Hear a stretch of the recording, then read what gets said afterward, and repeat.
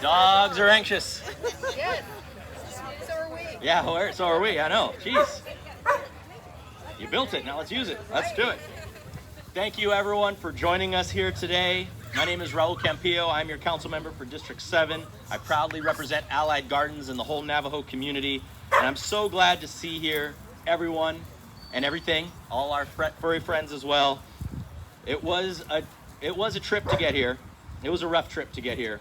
But the Parks and Rec Department threw us a bone. And by throw us a bone, they put hundreds upon hundreds of hours in getting this done, and I'm going to point that out in a few seconds. Now, I'm sure you're positively ready to have a ball, and that it is despite the recent rain. I'm sure some of you and your dogs have had to step over a few poodles. My staff wrote these jokes. I'm looking at you, Vic. I'm looking at you, Sana. I love it. No, but in all seriousness, when I first ran for city council, I kept hearing the residents tell us, Raul, we'll vote for you, but you got to get us a dog park. And anytime I knocked in the Navajo area, actually knocking all across the city, I've heard voters say the exact same thing, because we want that outlet for our pets, because it's good for their health, it's good for our health. You make friends, you make family members, and I don't blame anyone one bit for asking for that. In fact, my wife and I live in Del Cerro with our son Rafael and our miniature schnauzer Jojo. So we are tired of driving 25 minutes to go to a dog park. And so I made a promise and said, we're going to get this dog park done. And I'm proud to say, promise fulfilled.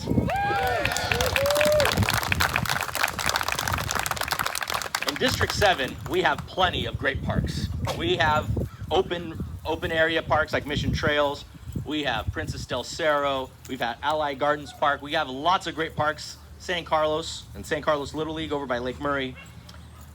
But we really, really needed this because we do not have an off-leash dog park in the Navajo area, and there's only one in District 7. It's in the Savita neighborhood. Most people don't know it's there, and it's not city operated.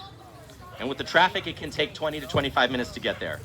I heard loud and clear that we need the space right near our homes to get this done.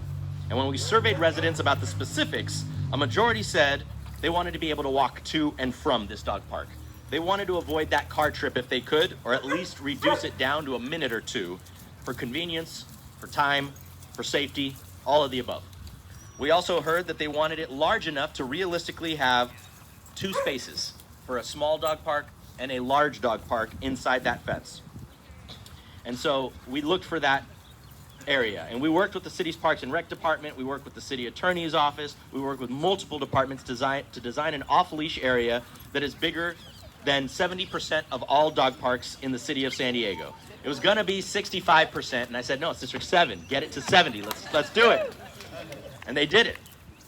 It took some bureaucracy, it took some hard city workers figuring out what to do, what permits we needed to not violate, making sure that we maintained our water permits, maintained all sorts of different legal requirements that would blow your mind how much law goes into this. But then we got it funded. And with some delays in the fencing contract, we figured out how to get past that hoop. And today, after so much coordination and so many city workers and so much of my staff showing up and doing great work, including Sana Lawando, who saw this from the very beginning, we have this park ready for you. Now, I want to thank the community for being so consistent in showing up and asking for this and sending those emails and saying this is something we want our government to provide for us. If you look up the word persistent in the dictionary, Gerhardt's face is right next to it. Gerhardt, I genuinely appreciate how long you have been working to get this done, listening to neighbors, and helping us do our job, but also following our lead so that we could get this done as quickly as possible. It takes community and government working together to get this done. I also want to give a shout out to Marcel and Marty. You've also joined Gerhardt at many of those meetings. You've been looking forward to this, and it would not have happened without you either. Let's give Marcel and Marty a hand as well. I want to thank city staff, Allied Gardens Pool, Benjamin Branch Library. Everyone was involved. Aquatics and libraries were like, what are we going to do about dogs? We want to make sure that the library stays safe. We want to make sure the pool stays clean. And this is our new neighbor right here in the middle of it. And so they were extra gracious in working with us so that we could install this new facility. Misty Jones, our library director, Nicole McNeil, our aquatics director, they stood right here with Andy Field several years ago, and we walked it. We figured this out. We said it could work if we did it this way. We needed to get some ADA compliant sidewalk over there, and we put that together, made sure we got it done. It takes years to get something like this done because, as I said, there's laws. As I said, there's lots of community feedback. Anthony Hackett, my staff member who represents Navajo, we walked these houses to talk to these residents to make sure they were okay with it. Staffs in Park and Recreation worked hard on this. Shamli Tarbell, who designed this. Can we get a round of applause for the design? I mean, look how beautiful this is. Shane Masick, Kelly Wood, and the Rec Center, who helped us host public workshops at the gymnasium. If you were there, you know that one of them was a very hot and sweaty September meeting, and then the second one was a cold, true California winter in November of 2022. We got Jerry Abbott, who's overseeing the area, Steve Pally, who's our Deputy Director in Parks and Rec, Michelle Abella Sean, who's our Program Manager. They're responsible for helping shepherd this all. But of course, they always give credit to the community for giving them good ideas because as public servants, we know who we serve, and that is you. Finally, I want to thank my staff who walked numerous parks to figure out where we could do this efficiently. There were some parks where it's like, oh, this could take like $3 million to get a dog park. And I was like, well, that's going to take like 6 or 7 years. We want something as quick as possible because these dogs want it as quick as possible.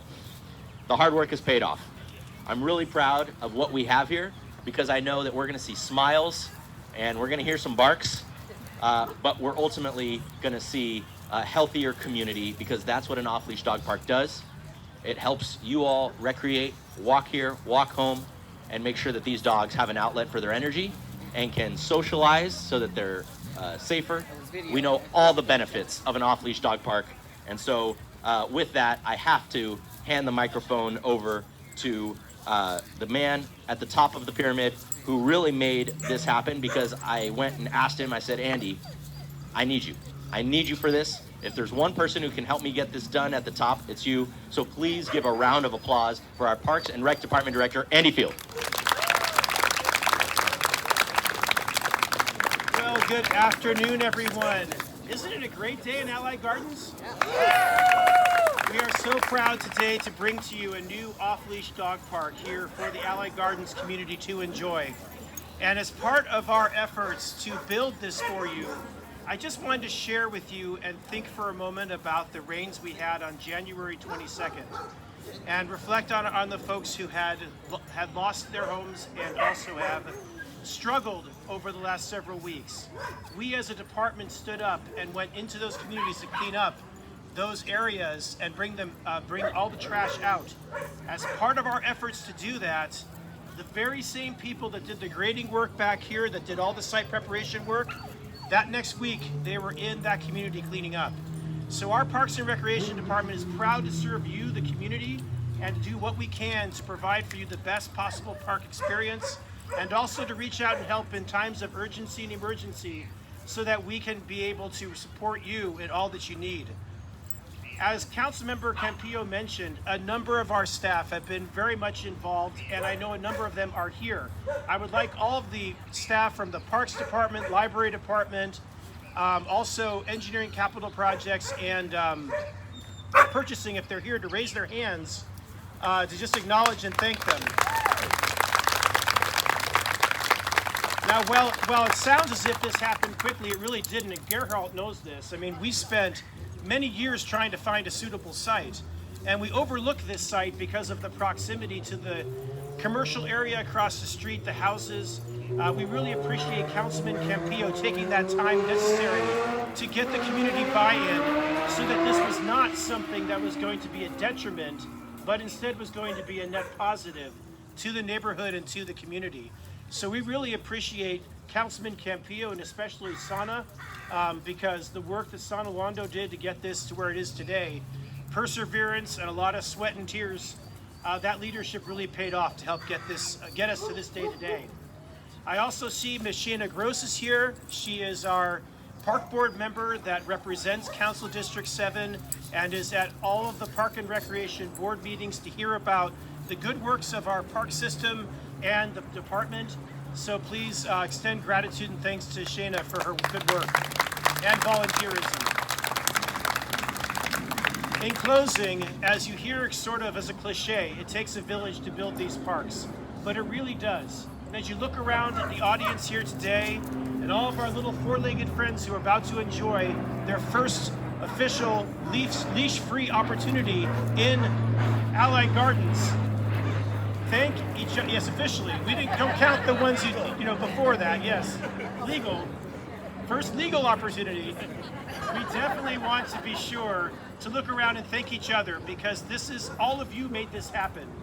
So congratulations to all of you. But now I want to turn the microphone over to one of the fiercest advocates for this project for many years. And Gerhard has been staunch in his support and has been really stalwart and dealing with the 2 steps forward and 2 steps back and finally getting a few steps ahead and getting this thing done. So Gerhard, I'm going to turn the microphone over to you, sir.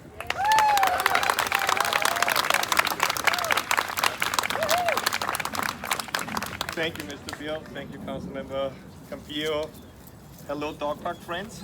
Hello, doggies. What a turnout. That's fantastic. I think that really shows the desperate need for such an off-leash dog park and also the appreciation for what you have accomplished for our community. So thank you for that. I did go back in my calendar, and it was in November 2018 when first a group of Allied Garden dog owners gathered right up the street here at Mount Joe's and tried to organize themselves in a grassroots movement, later named as Beyond Leashes. And so it was a great community effort here. And we had one big goal in mind, that is not just only to build a legal off-leash dog park so we can legally exercise and socialize our dogs. As you mentioned before, it's important for the dogs to get out there, and Thai dogs are good dogs, as we all know. And but it was not only just to get the dog park for us dog owners, it was also important for us to address the disputes that we had with the school, with the sports teams, other residents, for many valid reasons. Some people are simply afraid of dogs, others didn't appreciate dogs running into sports activities or dealing with poop that's left behind somewhere. So it unfortunately happens too. So having a dedicated park obviously would solve all those issues and create this win-win situation for everyone in the community.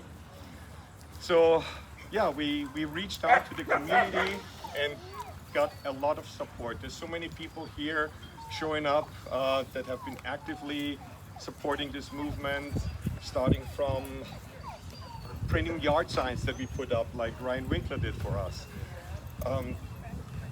People looking actively for different locations, calling into different Zoom meetings, of the advisory boards, park and rec meetings, gathered signatures out there. The list is endless. I'm not going to start names because we will be running out of time, so dogs need to get in there. So you know who you are. I know you've been recognized and appreciated. And yeah, so we went to work, and at that point I was also reaching out to the various council members council candidates running for office like that, right? And guess what? The first one responding is right here. And yes, absolutely. And funny enough is he also shared a video with me that he posted like 2 weeks before I reached out about exactly this topic. So I knew we had a great ally at our hand. So yeah, we moved on with our project.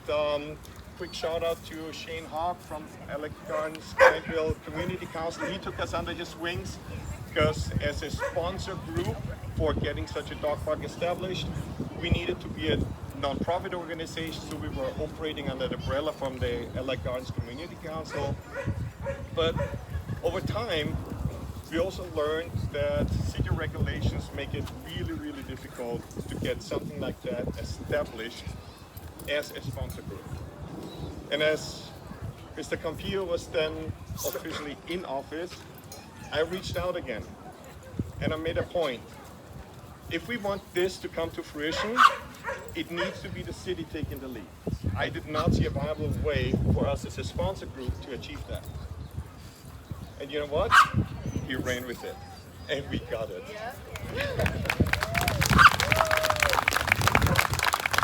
I had a lot of contact with Sauna, as many of others in the community did, and I know she put some extreme hard work behind this, pulling the strings in the background, and she had to deal a lot with me, and I know I can be a pain in the rear sometimes, so I'm truly sorry for that.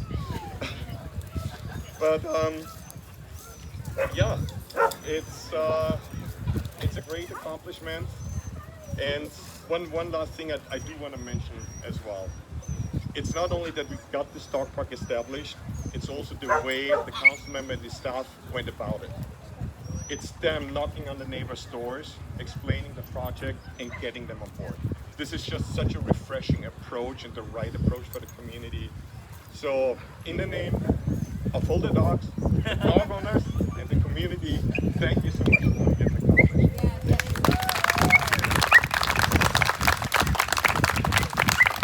Thank you very much, Gerhard, for your hard work. Before we head over and cut the ribbon, I just want to take a second because Andy mentioned the floods that happened a couple weeks ago.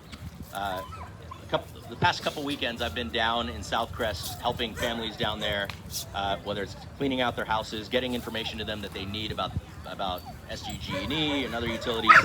People are really suffering down there, and the person I saw walking down there, Andy Field, was walking between the houses too.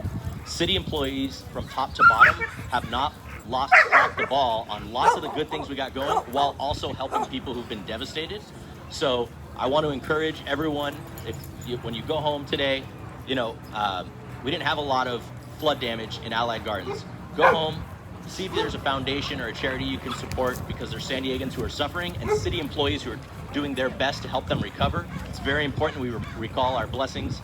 And one of our biggest blessings is the city employees who get it done across the city. So Andy, thank you so much for all you've ever done. With that, we're going to go to the northwest corner over by the shade structure, which Andy and staff made sure we got done as well. And we're going to go cut that ribbon. So everyone, let's proceed on over there. Thank you.